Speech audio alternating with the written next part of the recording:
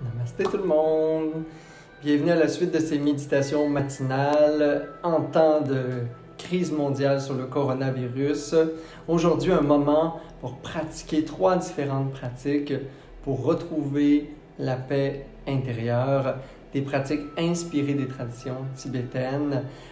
Alors, allô tout le monde, c'est à ceux qui se branchent, c'est ce qu'on va vivre ce matin ensemble pour notre pratique matinale, des pratiques simples, efficaces, qui font partie d'une tradition magnifique qui s'appelle le bouddhiste bon. Allô ma belle Bernardita d'amour, bonjour, je reçois déjà vos petits cœurs. Coucou Anne, coucou Denise, allô Francine, Bernardita, Claudia.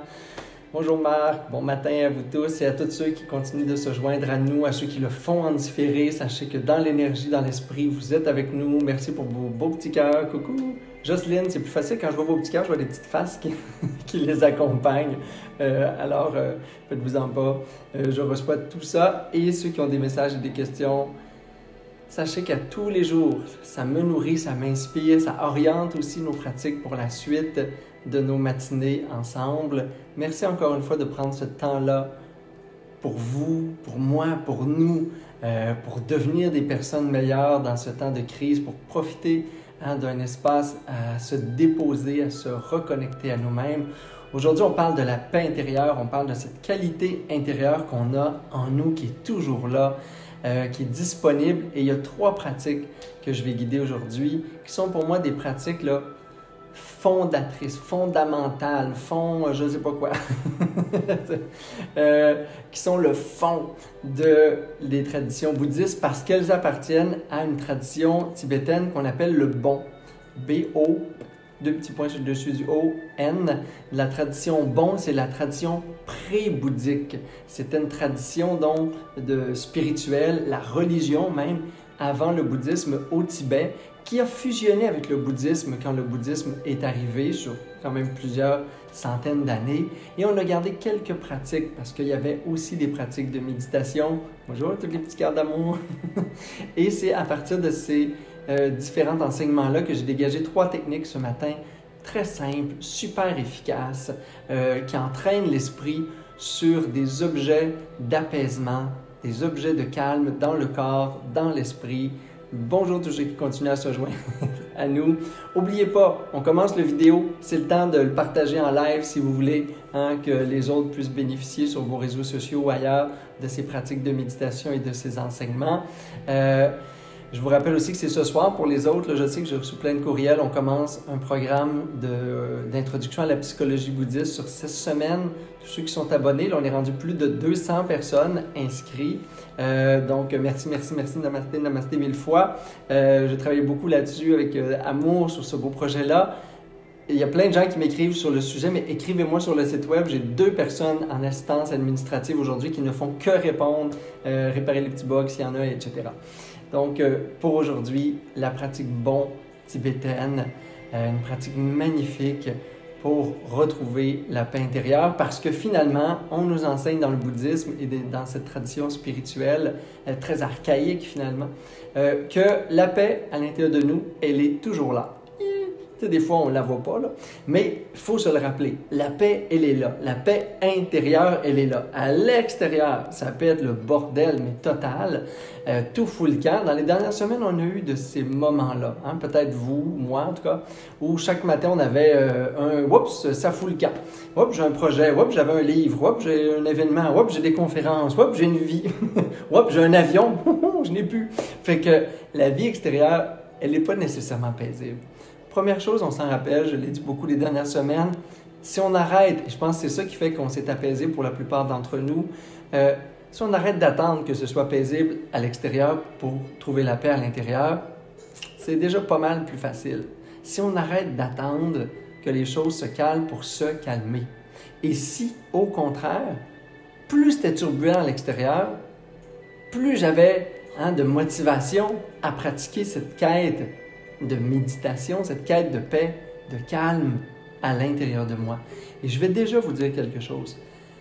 Le calme, la paix, c'est pas fait pour les gens, c'est pas nécessairement l'adage de ceux qui sont déjà paisibles. Parce que j'entends beaucoup dire Moi, méditer, c'est difficile. Moi, être immobile, c'est difficile. Tu sais, je suis un hyperactif. Tu sais, je suis quelqu'un qui bouge beaucoup. Tu sais, ben moi, une de mes amies maintenant, c'est José Lavigueur.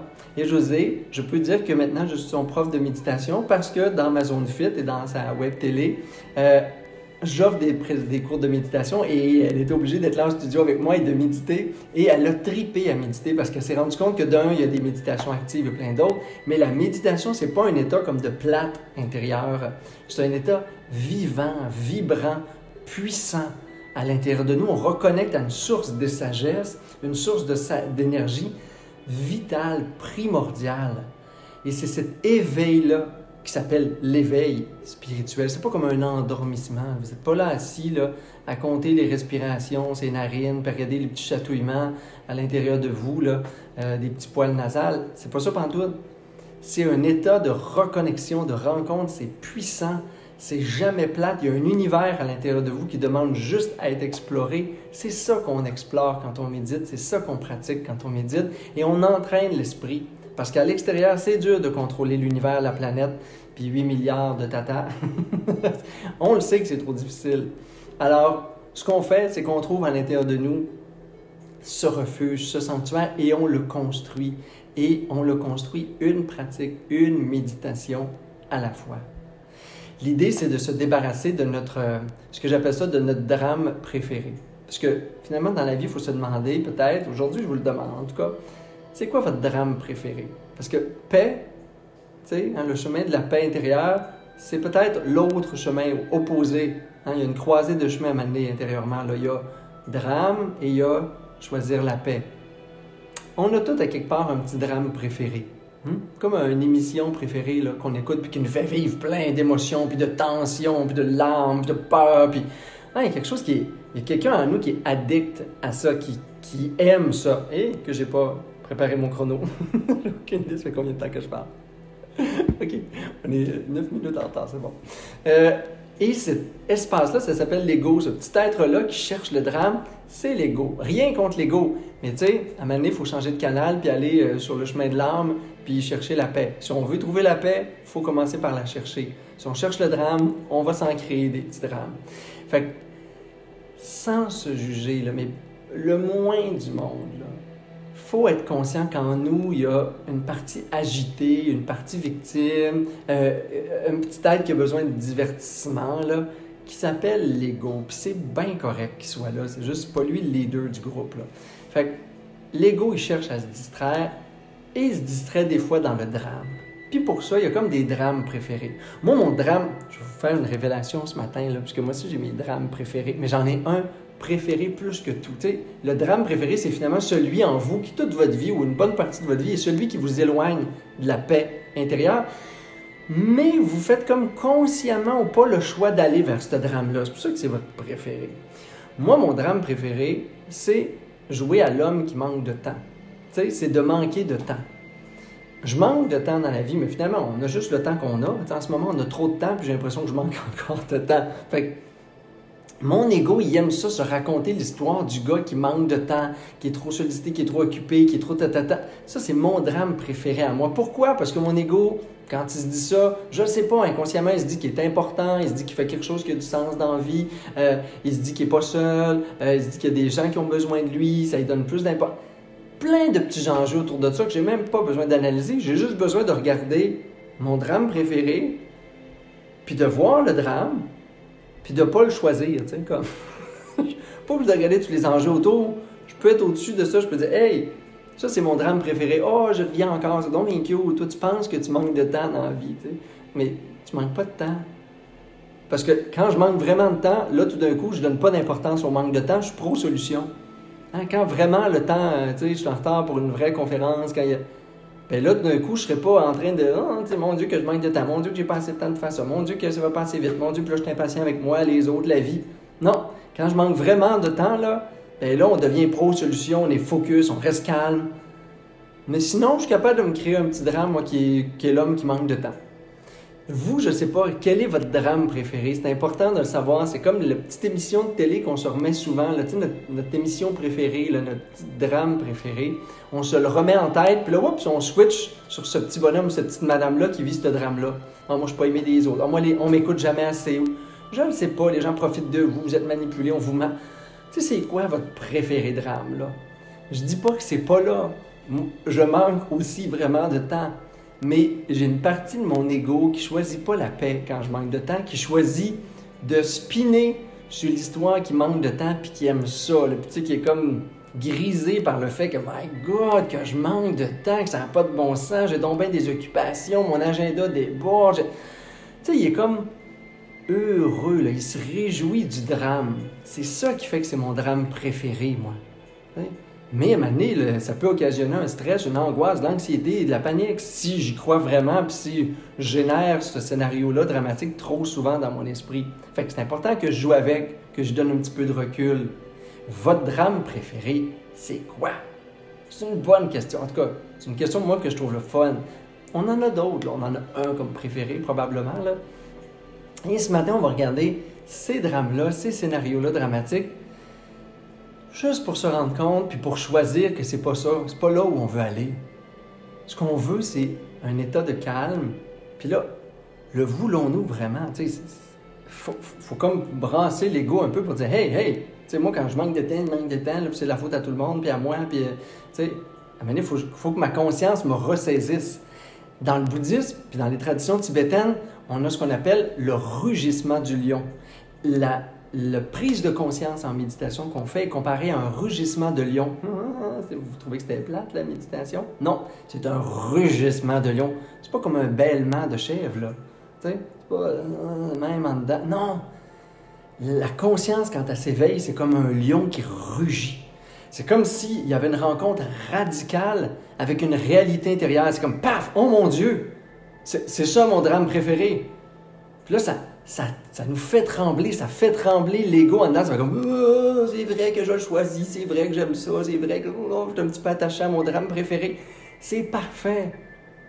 Tu sais, un coup, vous en rendez compte, là, c'est chouette de s'en rendre compte. C'est comme, yes! Puis après ça, il y a comme, je peux-tu choisir autre chose? Un coup que le lion a rugi, là, je peux faire, OK, m'en va comme ailleurs. C'est ce qu'on veut comme chemin intérieur. On veut dire le ailleurs plus paisible. Le ailleurs calme, doux, qui permet quand même de rester, et encore plus probablement de rester dans une force, dans quelque chose de vivant, de vibrant en nous. J'abandonne pas la vie, j'abandonne pas l'action, j'abandonne pas une vie active. Au contraire, j'agis à partir en moi d'une source inspirée, motivée, calme, déposée, dans l'action, dans l'agir, dans la parole. Mais en moi, il y a quelque chose d'imperturbable.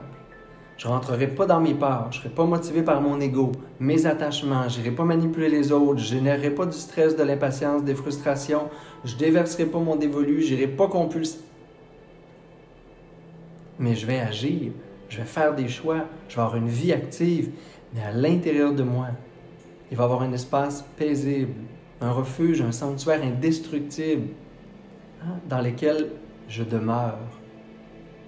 Et je demeure à partir de là pour me projeter dans l'action, pour me projeter dans la vie, pour me projeter dans des relations, pour me projeter dans mon sport, peu importe, ce qui vous fait du bien. Mais à l'intérieur, vous allez choisir la paix et vous allez cesser de choisir le drame ou les drames. Puis plus vous prenez conscience de vos drames préférés, de votre drame préféré, plus vous êtes capable, quand il arrive, de faire « Je le connais, je l'ai déjà vu, je connais même la fin de l'histoire, je vais essayer autre chose. » C'est ça la conscience, c'est ça les premières prises de conscience. Et on va pratiquer 3 points. Ah oui, on va les pratiquer là. On va pratiquer 3 points de paix intérieure. L'immobilité du corps, parce que le drame, c'est toutes les petites sensations d'inconfort finalement, c'est tous les petits enjeux, les petits dangers. En méditation, il y a 3 enjeux. Il y a 3 petits drames qui arrivent. Quand je suis dans mon corps, notre petit drame préféré, c'est les sensations puis les douleurs. Tu sais, quand je décide de m'immobiliser pour faire une méditation, bien là, mon petit drame, ça va être que c'est inconfortable. Puis là, je peux me répéter tout le long que c'est inconfortable. Je peux me dire à quel point j'ai des tensions, j'ai mal au dos, mes jambes sont pas aussi souples que Martin. Ou, moi, je suis pas habitué de me croiser les jambes demain. Je vous dis même pas de croiser les jambes ce matin, fait que ça va bien. Mais il y a, tu sais, où ça me gratte. Moi, je transpire en ce moment, il fait 42 au Mexique aujourd'hui. Et cette sensation-là, c'est vu comme un drame. Ce sont des petits drames. Je fais le choix dans ma pratique, la pratique qu'on va faire de dire, est-ce que j'écoute ces petits drames-là, tu sais, je me gratte, je me chatouille, je me change, je bouge, ou je choisis de contempler l'immobilité du corps, la paix du corps, l'équilibre et la stabilité de ma posture immobile. Avec, parce que ça part pas, mais avec les sensations, avec les conforts et les moments d'inconfort, le froid, le chaud. Mais je ne m'attache pas à mes petits drames, je ne crée pas des petits scénarios. Merci, gang, pour vos petits coups de pouce. Je ne vous vois pas, mais tu sais, ça me fait... J'ai l'impression quand je vois des petits coups de pouce que vos faces vont « yeah! » Et ça, c'est le premier élément sur le corps physique. On sort du drame des petites sensations et des tensions du corps. Et par la suite, dans l'esprit. L'autre objet, c'est est-ce que je suis toutes mes petites distractions mentales ou est-ce que je cherche le calme dans mon esprit? Nos drames intérieurs, c'est tous nos petits scénarios, nos images mentales qu'on se crée. Pendant que je vous parle, vous vous en faites. Pendant qu'on va méditer, vous vous en faites. Puis si vous pouviez me parler, ben votre cerveau, votre mental, il en fait encore. On va chercher, c'est quoi l'espace de silence entre les pensées. Au lieu d'être attentif, de donner l'importance au drame, on va dire, coudonc, cette machine à penser-là, des fois, elle respire, là, tu sais, comme une pause entre deux pensées, entre deux mots, entre deux images. Au lieu de chercher à être captivé par le drame, excité comme par les distractions intérieures, on va juste observer et on va dire, y a-t-il des moments où il y a un silence? Et là, on va essayer juste de capter. Puis c'est des micro moments des fois, là.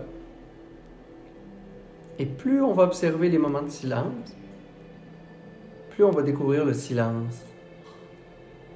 Le vrai silence. Parce que finalement, les pensées, les scénarios mentaux, les images qu'on a dans notre mental, c'est juste ce qui occupe. Hein? C'est des bruits dans le silence. Mais on est condamné au grand silence. Il n'y a toujours que le silence, dans lequel naissent des bruits, sur lequel va se créer des sons qu'on appelle les pensées, qui est le continuum mental. Mais ultimement, si on cherche la paix et le calme intérieur, il va y avoir que du silence, dans lequel il y a des sons, des pensées, des images. Et là, on va essayer d'être attentif aux petits moments furtifs de silence à travers les pensées. Et finalement, on se dépose dans le cœur, à l'intérieur de nous, dans notre être intérieur. Et au lieu de chercher le drame, les tensions émotives, de suivre le flot émotif ou affectif, on cherche la paix. On cherche un espace de paix, de lumière, de douceur. Parce que finalement, on se détache un peu du drame. Au lieu de chercher le drame, de donner toute l'importance à l'émotivité, où est-ce qu'il est là, on dit, mais s'il y avait la paix à quelque part en moi, ce serait où?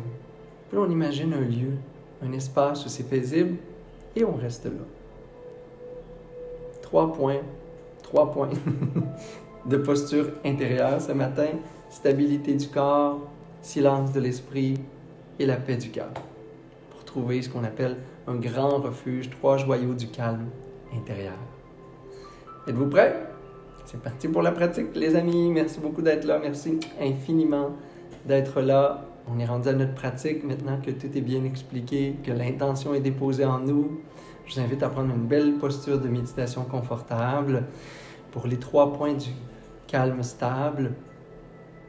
Une invitation au calme et à la paix intérieure dans la tradition tibétaine Bon. Et pour cette pratique-là, plus spécifiquement, je vous invite vraiment, si vous êtes confortable à le faire, à fermer vos yeux ou à vraiment déposer le regard le plus bas possible en laissant les yeux mi-clos. Si pour vous c'est impossible en ce moment, vous pouvez toujours juste vous laisser guider par la pratique, réfléchir à ce qui est là comme proposition. Faites-le d'une façon qui est bonne pour vous. dans une posture qui est à la fois confortable et stable. Et on essaye de rester immobile.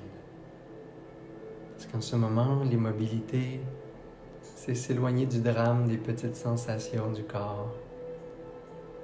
Je prends 2 ou 3 belles grandes respirations profondes pour commencer la pratique. Je peux inspirer par les narines.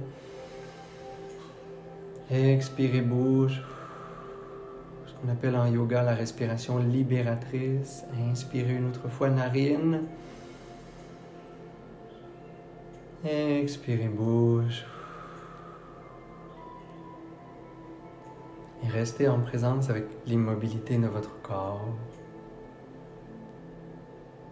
Faites de cette immobilité votre objet de méditation.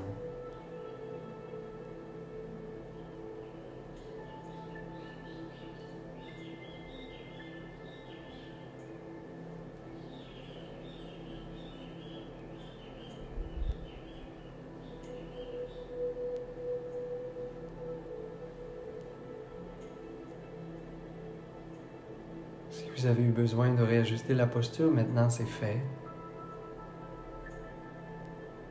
Au lieu de vous laisser mener par tous les petits gestes compulsifs du corps, de donner de l'attention aux petites sensations, aux petites tensions qui sont comme les drames de la vie. Chaque fois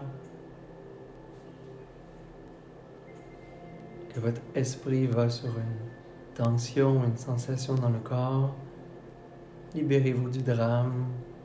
Élargissez votre conscience à l'ensemble de votre corps. Un corps détendu, un souffle qui est détendu et profond. Un corps immobile, stable, en équilibre, paisible.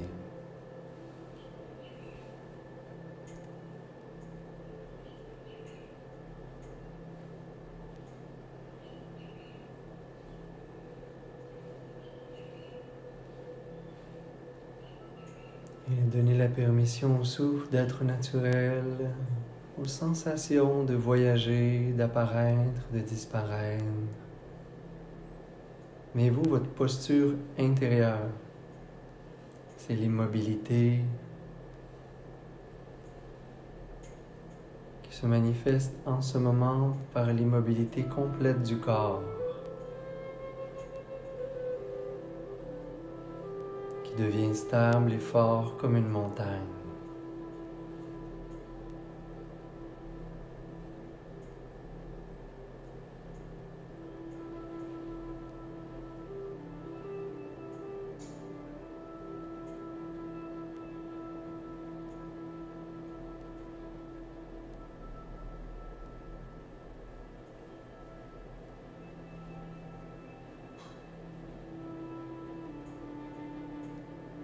Chaque fois qu'une tension, qu'une sensation vous distrait, entraînez votre esprit. Rappelez-vous que la pratique de méditation, c'est exactement ça. C'est à chaque fois revenir à l'objet de pratique qui en ce moment est l'immobilité du corps. Et plus votre esprit contemple l'immobilité du corps, plus votre être devient solide et immobile comme une montagne, en équilibre, calme, indestructible.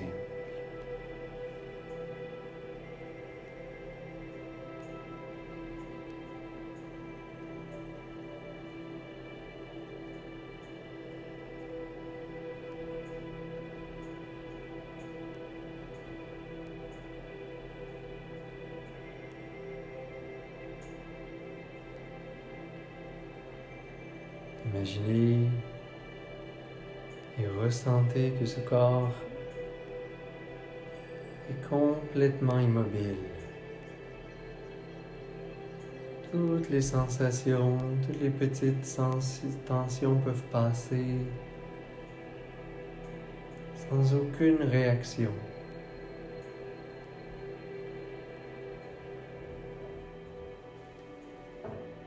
Je reste calme et détendu, stable et immobile.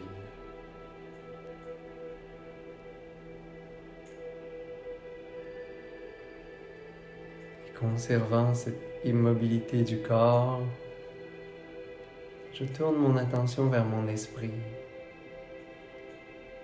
et je vais découvrir un continuum de pensées, d'images que j'observe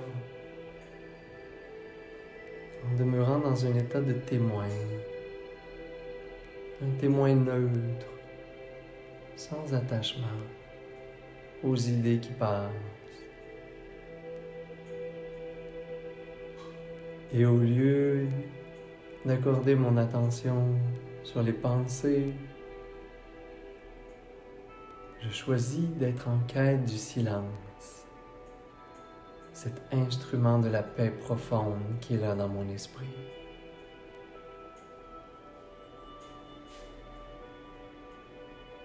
Entre les pensées,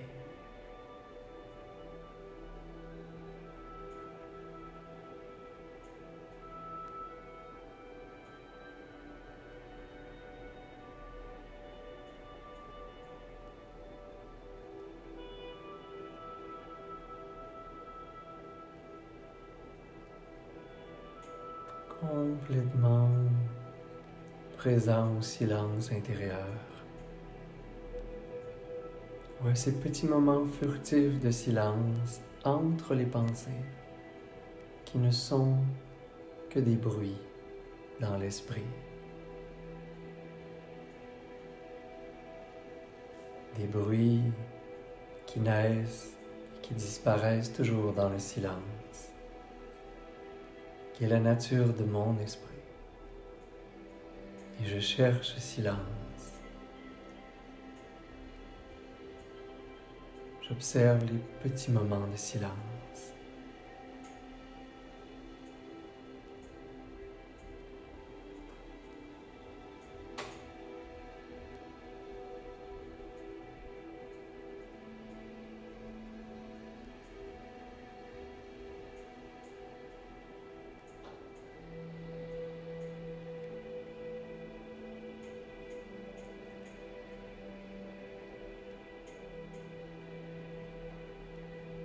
À chaque fois que je suis distrait par une pensée, je reviens au souffle. Je peux m'ancrer à nouveau dans l'immobilité du corps, la stabilité et l'équilibre physique.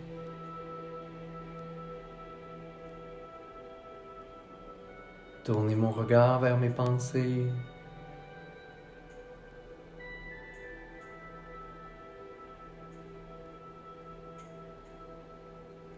Et me laisser comme hypnotisé par le silence entre les pensées. Fondre mon attention dans le silence et devenir le calme et la paix du silence.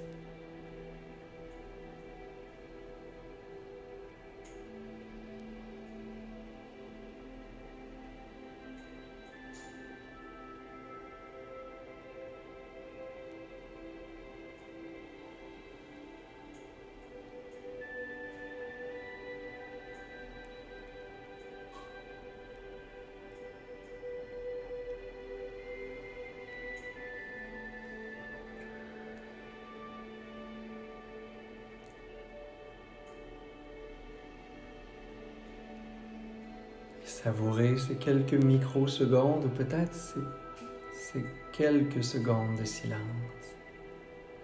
Cherchez juste à disparaître dans le silence. Soyez témoin, observez le silence. Quand vous trouvez le silence entre les pensées, imaginez que vous disparaissez dans cet instant de silence. Et vous devenez l'objet de méditation. Le calme et la paix intérieure.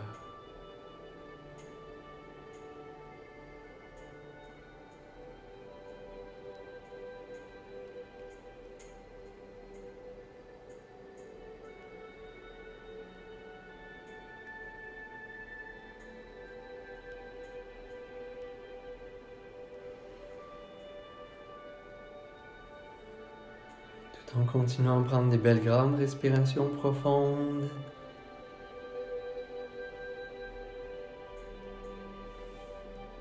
En vous, créez un refuge de paix, tellement vibrant, tellement vivant,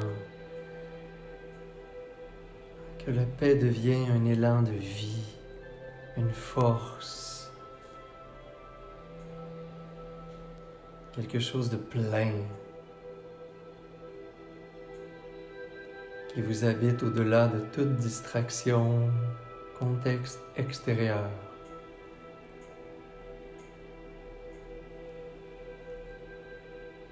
Allez chercher la paix à l'intérieur, au lieu de vous laisser happer par le flot des émotions. Demandez-vous où est la paix en vous.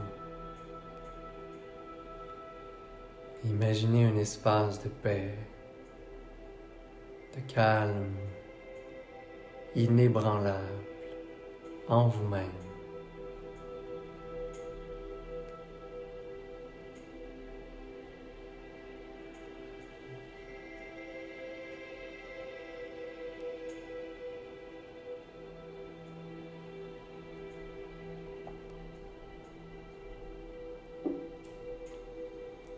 Et au lieu de choisir le drame, les distractions, l'agitation, choisissez la paix.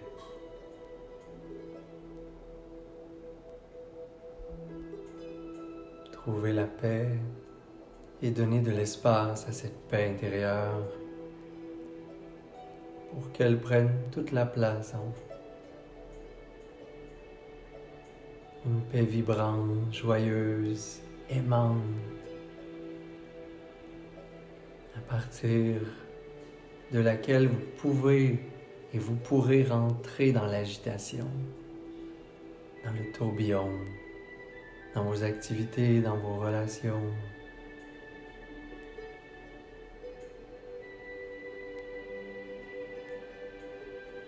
Mais à partir de cette source, en laissant cette source de paix intacte au centre de vous-même.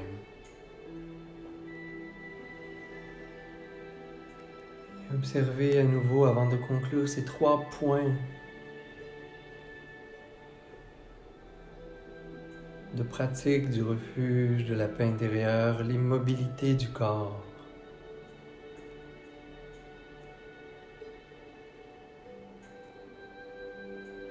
Le silence de l'esprit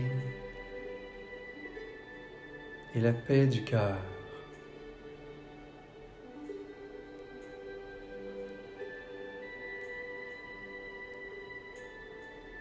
L'immobilité du corps au-delà de toutes les sensations et les tensions. Stable, en équilibre.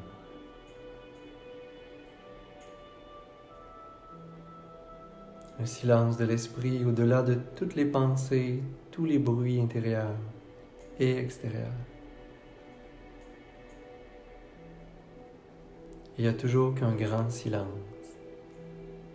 dans lequel se manifeste le bruit. Infini et sans forme. Et ultimement, la paix du cœur. Au-delà de toutes les petites vagues à la surface, il y a un refuge de paix qui est toujours là, au centre de moi-même. Générer cette volonté de ne pas être attaché à votre drame préféré, à vos drames préférés.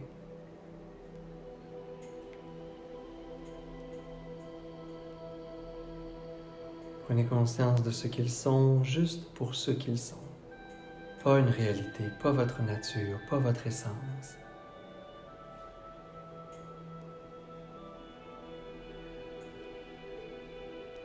Prenez quelques respirations profondes en générant cette volonté de revenir dans la paix intérieure à chaque fois que vous en aurez besoin. C'est toujours là. Et à l'extérieur, c'est pas souvent là. Quand je renonce à la quête de paix à l'extérieur, mais je peux revenir à ma paix intérieure, en toutes circonstances. Et je vous invite à amener vos mains ensemble, les frotter légèrement. Amenez les pouces au cœur. Prenez une belle grande inspiration profonde pour expirer par la bouche. On inspire narine.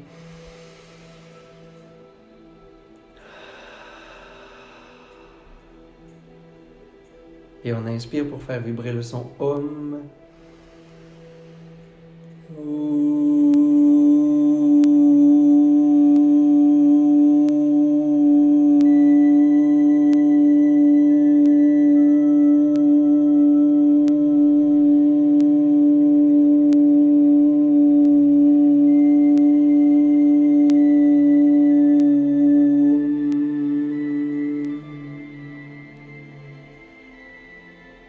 Namasté tout le monde.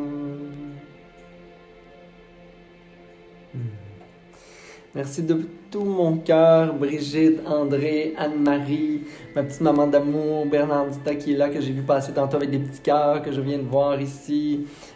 Saïd qui nous accompagne juste à côté, en face de moi, qui est là aussi. Merci infiniment d'être présent. Je vous invite, ça fait 3 semaines qu'on fait les pratiques. Si vous voulez découvrir d'autres pratiques, merci pour tous vos petits cœurs. C'est comme toujours une explosion de cœur à la fin. C'est cool parce que je vous vois pas, fait que j'ai pas trop de contact physique ni visuel avec vous. Mais au moins, je vous sens énergétiquement dans l'invisible et je reçois vos petits messages et tout votre amour. Fait qu'on est vraiment une sangha joyeux, une communauté qui danse ensemble en conscience chaque matin. Merci pour votre présence, merci pour les partages. Je pense que c'est le moment où on en a plus besoin dans la vie. C'est pour ça que je vous offre ça chaque matin. C'est aussi pour que vous le partagiez à tout le monde qui en ont besoin en ce moment. C'est un beau moment aussi dans la vie pour être en quête de pratiques de méditation, pour savoir mieux comment méditer. Cette pratique-là, elle est vraiment accessible à tous. Si vous voulez plus d'enseignements, allez revoir dans l'actualité de peu importe mon Facebook professionnel ou ma page personnel. Il y a maintenant presque 2 semaines et demie de pratique de sujets d'enseignement et de méditation. Vous pouvez naviguer là-dedans. N'oubliez pas, samedi matin, méditation avec les tout-petits, gratuit, full gratuit, tout est gratuit. Sur ma page méditation pour les enfants, Facebook, mon groupe plutôt qui est rattaché à ma page professionnelle. Allez-y dessus si vous avez des tout-petits et vous voulez qu'on pratique ensemble. Moi, je vais m'amuser tout plein avec eux samedi matin. Alors, l'événement va être publicisé là si vous voulez être au courant. Merci infiniment. Merci ma belle Chantal Boutin d'amour. Merci Jean-Philippe. Merci mon beau Stéphane qui partage toutes mes affaires aussi que j'aime d'amour. Ma belle Chantal. Des gens de partout dans le Québec. Merci Suzy, je t'aime. Et en Europe aussi, mon beau Sergio qui est toujours avec nous en différé des fois de l'Italie. Il y a des moments pas faciles en ce moment en Europe. Merci ma belle Sylvie d'amour. Il y a même des gens en Inde en ce moment. Il y a Bali qui médite avec nous. Imaginez-vous donc en français, mes guides et mes amis dans les pays où je voyage, où j'anime des retraites. Alors, merci, namasté à vous d'être là avec nous. Merci ma belle Manon que j'aime d'amour. Alors, passez une magnifique journée. On se revoit demain, 11h pour les directs ou n'importe quand pour les différés. Plein d'amour, de la paix. Merci.